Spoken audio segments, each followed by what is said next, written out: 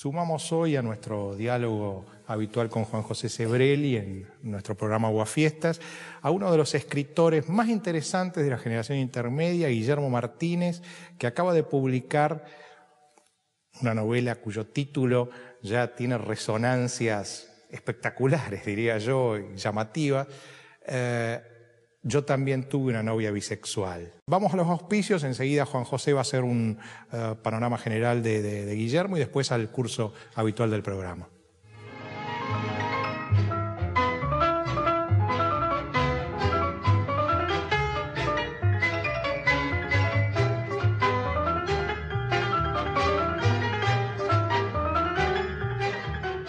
Una empresa joven en un mundo que avanza. Medanito, tenemos energía, somos energía.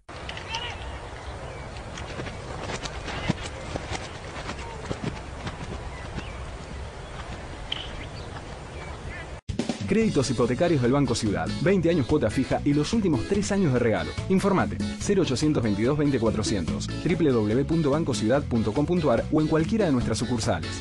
Banco Ciudad, te quiere ver crecer.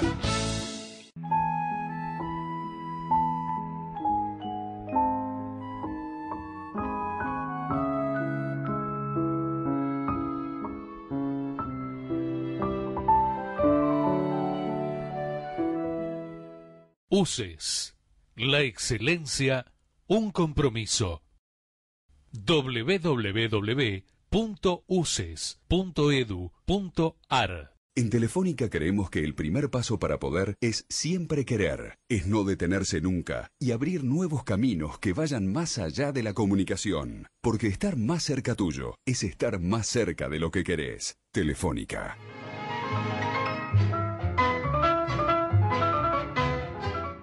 Juan José, ¿qué libros de Guillermo Martínez te han interesado?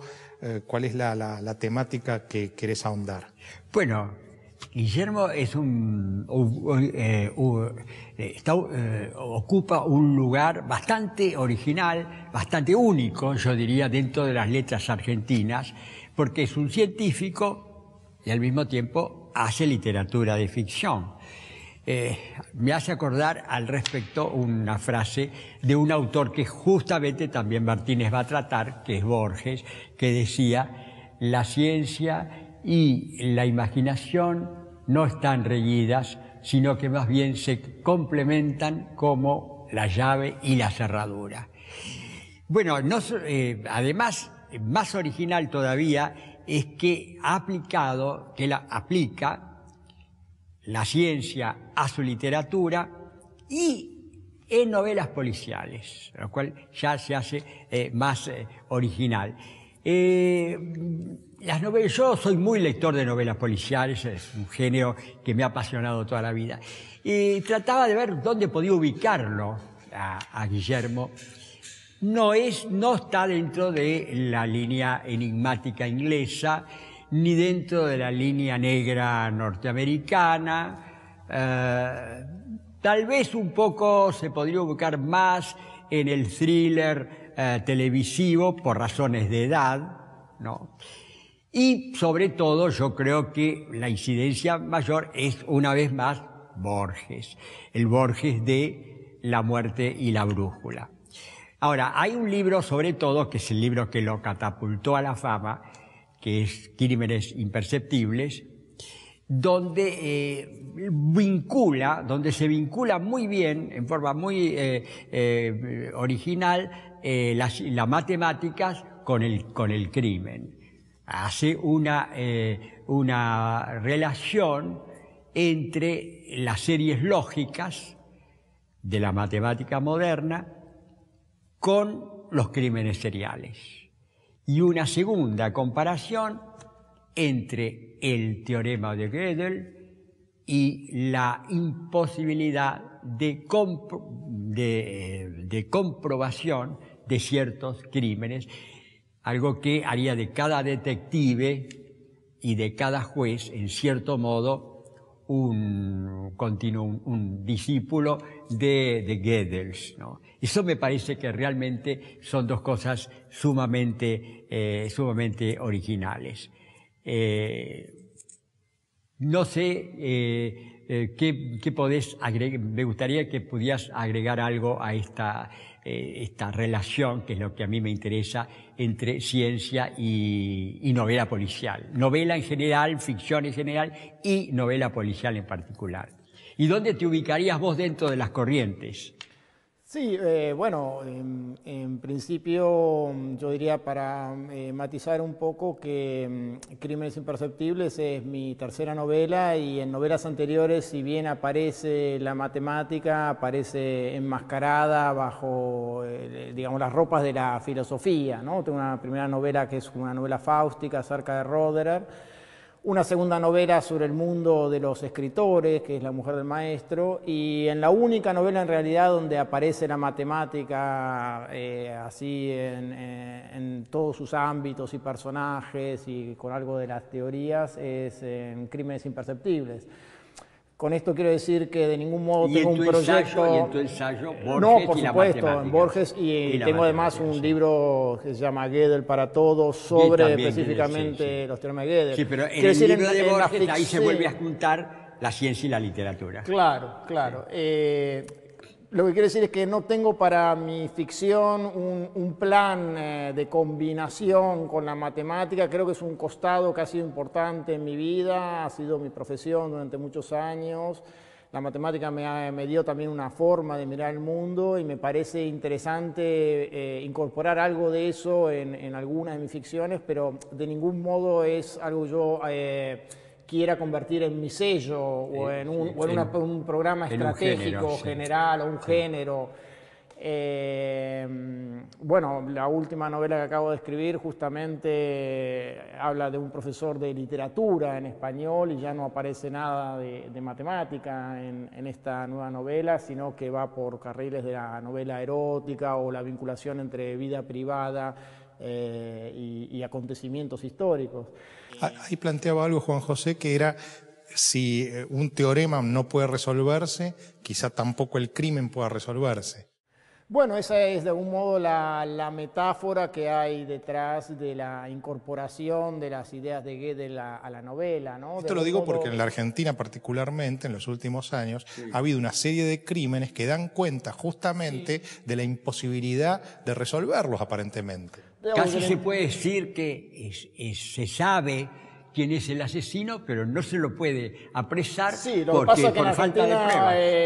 En Argentina no es por razones filosóficas generales, sino por la torpeza de los forenses, ¿no? O sea, está como arruinado el género policial desde el principio, porque no podemos contar nunca con un informe forense preliminar confiable. Claro, entonces ya ahí la incertidumbre no viene por la ley de Heisenberg, sino por la impericia. Pero de todos modos, lo que es interesante, me parece a mí, de hacer esta analogía para el caso de la novela Crímenes Imperceptibles en particular, es que uno de los implicados, digamos, en la trama conoce lo suficiente de los protocolos de la investigación policial como para plantear continuaciones que sean agradables estéticamente a los investigadores. Esta idea de que si uno sabe cómo opera la mente de un, en este caso, juez o de un investigador policial, puede torcer la realidad hasta cierto punto, sembrar pistas falsas, que tengan cierto encantamiento estético con respecto al investigador y lo desvían de su camino. Esa es la vinculación para mí más profunda que hay con el cuento de Borges, La muerte y la brújula, que mencionaba. Justamente en La muerte y la brújula, a Lönnrot, el detective, lo llevan a un laberinto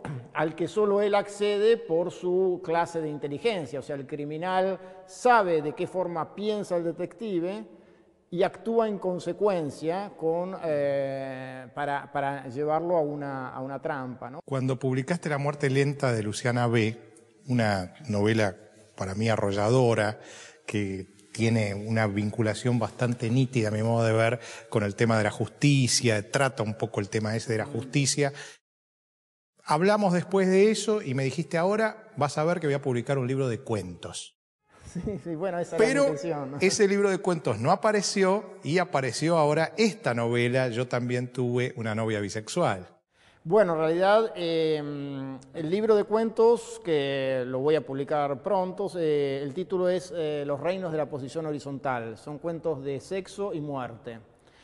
Y este iba a ser el último cuento de ese libro, del mismo modo que La muerte lenta de Luciana Bey iba a ser también el último cuento. Es decir, tengo un problema con O sea, sospechamos que el próximo último cuento de este libro de cuentos va a derivar en otra novela. Yo voy a terminar aquí la serie porque quisiera ya publicarlo. Y después vas a escribir una novela de cómo los últimos cuentos de los cuentos te impiden escribir cuentos. Suele ocurrir en el cine cuando se hacían películas de sketch, que uno de los sketches era tan bueno, resultó tan bueno que lo hacían en película aparte. Y después cuando era la película aparte era demasiado... Es como un juego de cajas chinas. El tema este de tu libro de cuentos, que es un libro erótico, y esta novela que tiene mucho de erótico, el peligro de caer en lo pornográfico. ¿Dónde está? ¿Cuál es la línea que se puede trazar? Para mí había un peligro mayor todavía que el de caer en lo pornográfico, que era caer en lo que yo llamo la sublimación lírico-filosófica del sexo. Es decir, la metáfora excesiva. David Lawrence, ¿no? El amante de Chatterley. Sí, y a veces alguna D.H. Lawrence. Sí, es decir, los enmascaramientos estéticos, las alusiones demasiado veladas.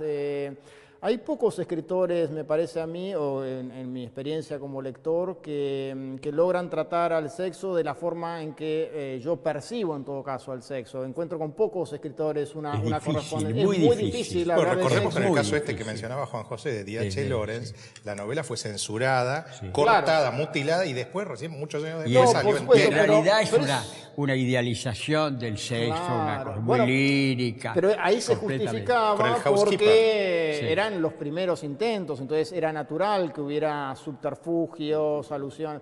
Pero en el siglo XX asistimos al otro movimiento, que es a la explosión del tema sexual, y también se llegó a una especie de, a mi modo de ver, un manierismo en otro sentido, que es el sexo siempre asociado con lo más sórdido, con la violencia, con el sadomasoquismo. Es decir, yo quería lograr un registro que fuera lo suficientemente crudo como para resultar sexual todavía, a la vez literario, pero que no tuviera ninguno de esos clichés que yo veo en el tratamiento de lo sexual.